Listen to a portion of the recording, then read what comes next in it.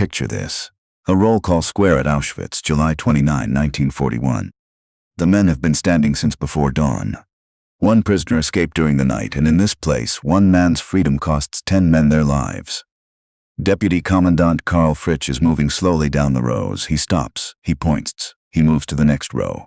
He stops. He points again. 10 men selected. Number 5659 is Francis Gajowniczek. He is 38 years old, a Polish infantryman taken captive in the first weeks of the war. He has a wife. He has 2 sons at home he has not seen in 2 years. When Fritsch points at him, something comes out of him that is not quite language. A sound, a cry barely shaped into words. My wife, my children. Every man on that square knows what the starvation bunker means. Underground, no food, no water. You do not die quickly. You die over days while your body consumes itself. No one moves. You do not move at Auschwitz. And then a man steps out of line. He is prisoner 16670. He is 47 years old. He is a Franciscan priest who published newspapers and built a monastery and crossed an ocean to plant a church in Japan. He has no connection to the man who just cried out. He is not from this row. He removes his cap. He says quietly to the commandant, I am a Catholic priest. I want to take the place of this prisoner. He has a wife and children. I am old. I am not useful to anyone. Fritsch stares at him, stares at Gajowniczek. Then, in a moment that every witness who survived that square would spend the rest of their lives trying to account for, he nods. Number 5659 goes back into line. Number 16670 walks with the 10 toward Block 11. His name is Maximilian Kolbe. And to understand why a man's feet could carry him out of line toward a death that was not his, to understand what had to be built inside a Farson over an entire lifetime for that movement to be possible, you have to go back 40 years, to a small kitchen in central Poland, to a woman who prayed while she kneaded bread, and to a boy who took his mother's exasperated question to God and waited for an actual answer. Comment below with I would lay it down if you believe love is still capable of this. Stay to the very end. What kept Maximilian burning in the worst place the 20th century built, and what it means for the weight you are carrying right now. It will find you before this is over. Maximilian Maria Kolbe was born on January 8, 1894, in Zdunska Wola, a textile town in the heart of what was then Russian-controlled Poland.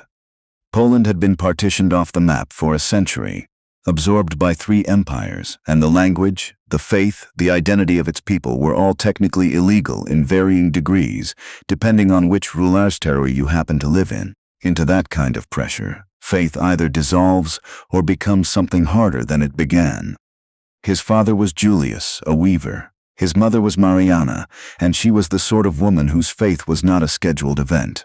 It was the substance of her ordinary days, present in how she worked, how she paused, how she spoke to her children, how she returned without drama to whatever she had been doing after praying over it. Raymond, the name he was baptized with, was the second of 5 sons. He was restless and difficult, not cruel, but disobedient enough that Mariana said to him one afternoon, more in exhaustion than anger, Raymond, what is going to become of you? He did not let the question go. He carried it into the chapel that same day and asked it seriously, as though God might have a specific reply. He was 10, perhaps 11 years old. What he later described, always quietly and without embellishment, was this. He saw Mary. She was holding 2 crowns. One was white, one was red. She asked him which he wanted. He said, both. He never stopped believing it happened. And the arc of the next 40 years is, in every meaningful sense, the account of what those 2 crowns asked of him. His mother Mariana was remarkable in an additional way. When her sons were old enough to no longer need her in the home, she and Julius both entered religious life, she to the Felician sisters, Julius to the Franciscan Third Order. They scattered themselves into service and trusted God to hold together what was left. Maximilian, the name he took when he entered the Franciscan novitiate at 13, went to study in Rome. He earned 2 doctorates in philosophy and theology. He was ordained a priest in 1918. But something had already begun in Rome 2 years before ordination.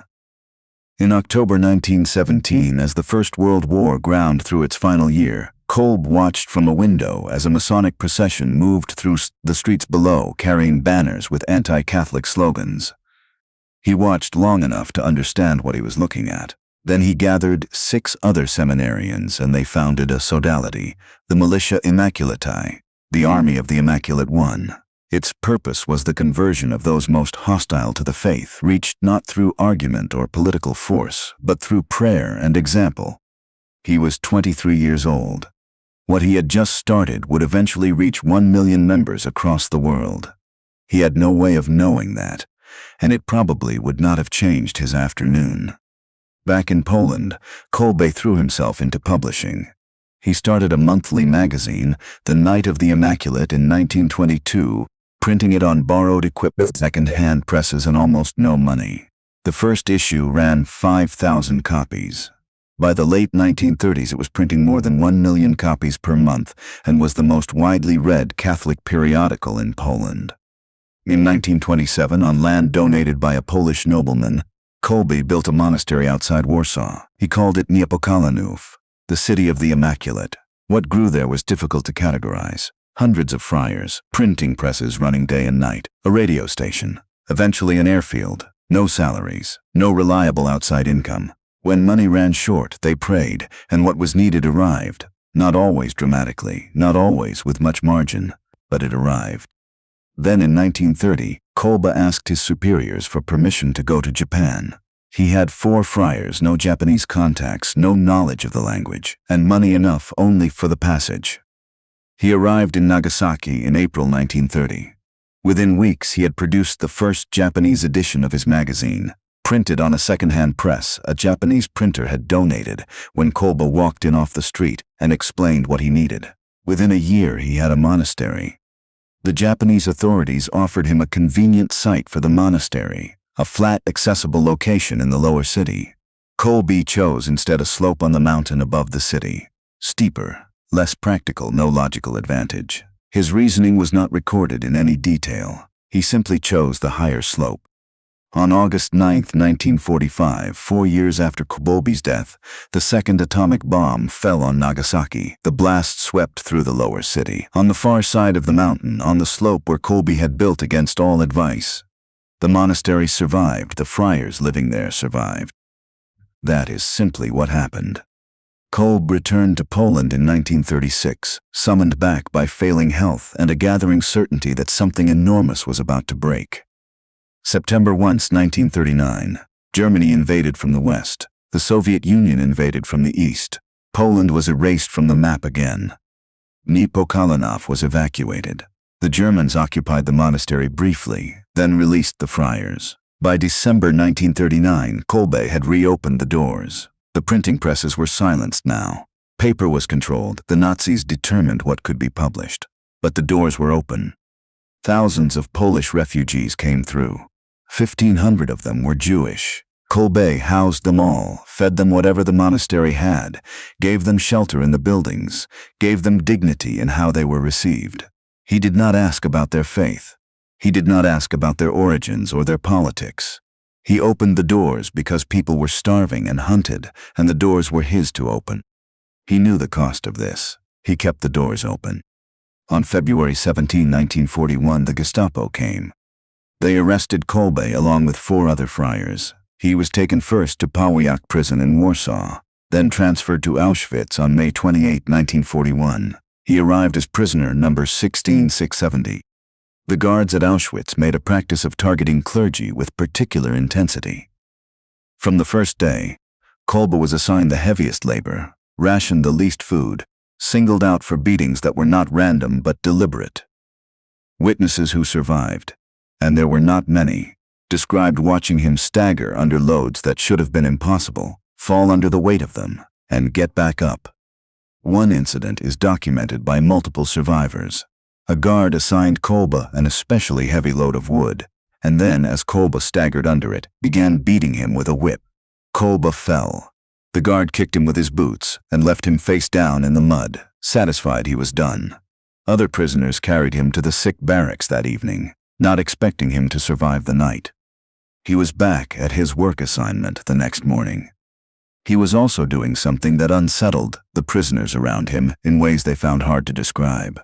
He kept giving away his food, his bread ration, his soup.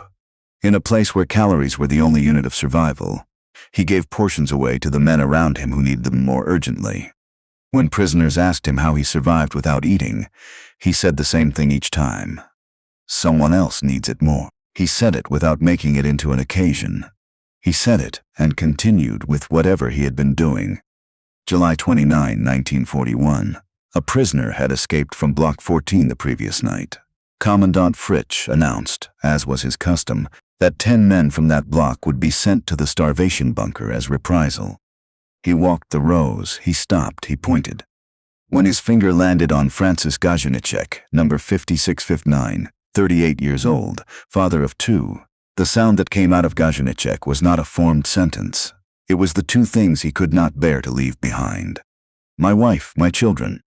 No one moved. That was the rule. That was survival. You stood and you let what was going to happen happen, and you stayed in line. Kolbe stepped forward. Fritsch turned. What does this prisoner want? Kolbe removed his cap. His voice was steady. I am a Catholic priest. I want to take the place of this man. He nodded toward Gajewniczek without pointing, with a kind of restraint, as if even the gesture should cost Gajewniczek nothing. He has a wife and children. I am old. I am of no use to anyone. Fritsch looked at him, looked at Gajewniczek, and in a moment that no reasonable account of the world could have predicted, he said, "Accepted." Gajewniczek stepped back into line. Kolbe walked with the 10 toward Block 11. The door to the underground starvation bunker closed behind them. A quick word here. The stories we tell on this channel take weeks of research to bring forward, months sometimes, when the archives are partial and the witnesses are gone. The work our members make possible allows us to keep doing this carefully and without cutting corners. If you want to be part of the community that ensures these witnesses are remembered and told with the weight they deserve, click the Join button on the channel homepage or the membership link in the description. You are not just supporting a channel. You are standing in the same spirit as the people whose stories we keep alive. What happened over the next 14 days in Block 11 was witnessed by the men assigned to guard the cell, and several of them gave formal testimony after the war, testimonies that are available in the Vatican's canonization records. Men in starvation cells typically fell apart within a few days. The dehydration was worse than the hunger. Men screamed, then men went silent, then men died. From the cell where Kolbe was held, the guards heard singing, prayers in Polish, hymns. After several days, when the other men were too weak to sustain anything, Kolbe's voice continued alone, not performed for the guards, not loud, simply present. A voice in the dark choosing to keep holding something up when everything available, the hunger, the thirst, the concrete walls, the darkness, was trying to pull it down. One of the guards, Bruno Borgowiak, who had been assigned as interpreter for the camp, later gave formal deposition about what he witnessed entering that cell each day. He described a pattern that did not change. Kolbe was always awake, always either praying or sitting with his eyes open, his expression carrying something Borgowiak said he could not name precisely. Not defiance. Not the vacant look of a man whose mind had left ahead of his body. Something more like attention, a complete presence. Whatever was being done to him, it had not managed to pull him out of wherever he was. The other prisoners, Borgowiak said in his testimony, envied him. He also said, he comforted the others and prepared them for death. Borgowiak was not a man of particular faith when he entered that employment. He was not entirely the same man when he left it. After 2 weeks, by the morning of August 14, 1941, 4 men remained alive. The bunker was needed for new arrivals. A guard entered with syringes of carbolic acid. 3 of the 4 men were unconscious. Kolbe was sitting. The guard approached. Kolbe looked at him. He raised his arm. Witnesses later said he held it out steadily, the way a man presents his arm to a nurse who needs to draw blood. Without flinching, without looking away, he was helping, giving what he had left to give, making it easier for the man who had come to kill him. The injection was given. Kolbe's head lowered slowly. He was gone. It was August 14, 1941. In the Catholic calendar, the feast of the Assumption of the Virgin Mary. He had asked at age 10 or 11 for both crowns. He received them on the feast day he had spent his whole life honoring. Francis survived Auschwitz. He survived the death marches of January 1945, when the Nazis evacuated the camps westward in winter, and thousands who had survived the camp itself died on the roads. He made it back to Poland. He did not find what he was hoping to find. His 2 sons were dead, killed in the war. His wife Jadwiga was alive. He spent years working ordinary jobs in ordinary towns, carrying the question that cannot be set down once it has been placed in you. Why? Me, not as a theological riddle, as a daily weight. A man chose to die so that I could go on living, and I have been going on living. And what am I supposed to do with that? He talked about Kolbe for the rest of his life, not usually in large public settings, in kitchens, at tables, to whoever happened to ask. Over 50 years he said the same thing in many different arrangements of words. I did not understand it then. I cannot understand it now. I can only tell you that he did it, and that I have spent my life not knowing how to be equal to what was given to me. There is something in that sentence for anyone who has ever been loved in a way they did not earn and cannot repay. Love that is genuinely sacrificial does not resolve neatly. It sits inside the recipient and keeps asking something of them. Gajuniczek spent 54 years letting it ask. On October 10, 1982, Pope John Paul II stood in St. Peter's Square in Rome and declared Maximilian Kolbe a saint. John Paul himself was Polish, a man who had survived the Nazi occupation of his own country, who understood precisely what that soil had cost its people. He declared Kolbe a martyr of charity, a specific category reserved for those who died not in hatred of their faith but in excess of love. In the crowd that day was Francis Gajuniczek. He was 79 years old. He watched the man who had given his life for his be lifted into the canon of the saints. He wept. He had no other language for it. He lived until 1995. 93 years old. He outlived the man who died for him by 54 years, and he spent those years doing the only thing he knew to do with a gift that size. He kept telling the story. What Kolbe had built before the war did not disappear with his death. Niepokalanów still operates outside Warsaw. The militia Immaculate he founded in Rome, with 6 seminarians at age 23, exists in countries across the world.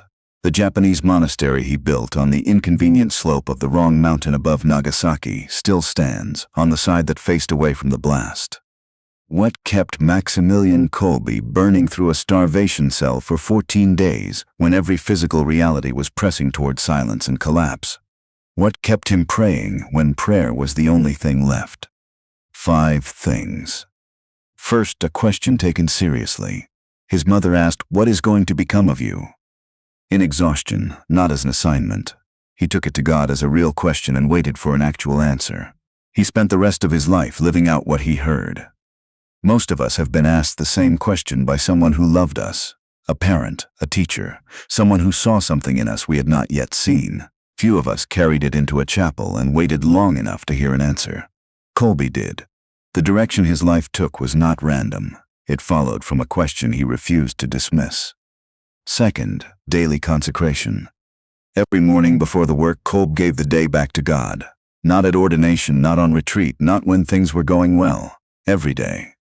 It was not dramatic. It was a practice. And practice does something to a person over decades that inspiration alone cannot. It builds a kind of structural readiness, a default orientation, so that when the extraordinary moment arrives, the will already knows which way it leans. Third, an economy of gift. He gave his food away, his rations, his warmth, his time. Not in one grand gesture he could be proud of afterward, but in a long accumulation of small ones, each of which cost him something real. When the moment came in Block 14 to give absolutely everything, his hands were already open. A fist that has never practiced opening cannot make that offer. Kolbe had been practicing for 30 years. Fourth, presence as discipline. In the bunker, when there was nothing left to do, he sang. He prayed. He stayed awake to the men around him and kept responding to what he found there, comforting, tending, giving what little he had left as long as he had anything at all. Presence in suffering is not the same as resignation. It is an act of the will repeated against everything that is trying to reduce you to nothing. Kolbe kept choosing it even when choosing it cost him the last of his strength. Fifth, the choice already made. When he stepped out of line on July 29, 1941, there was no gap between the moment and the movement. His feet carried him forward before his mind had finished forming the decision, because the decision had already been made thousands of times in smaller rooms in less visible ways across an entire lifetime. You do not make that choice in the moment. You make it every ordinary day until the day the moment comes, and then your feet already know where to go. There is someone in your life right now, not in a starvation bunker, not facing a commandant's selection, carrying something they cannot carry alone. You know who they are. You have real reasons for staying in line. Kolbe had better ones, and he stepped forward anyway, because his feet had been practicing the movement for 40 years. You do not need to give everything. You are not being asked to give everything. Start smaller. Start with the bread. Comment below with, "I would lay it down," if something in this story has moved in you. Like, subscribe, and ring the notification bell so you do not miss the next witness in this series. And this week, write down the name of the person you have been meaning to step toward. Just the name. Then ask simply, "Lord, show me where I can begin." Our next witness was told by the medical establishment that his constitution was too weak for China's climate. He went anyway. He learned the language, adopted the clothing, ate the food, lived as someone who intended to belong, and spent the next 50 years watching the country he loved change around him while he refused to leave. He buried 2 wives and 3 children on Chinese soil. He never sailed home. He died on a cot in a borrowed room, and his name is still spoken in the provinces where the churches he planted are still standing. His name is Hudson Taylor. He is next.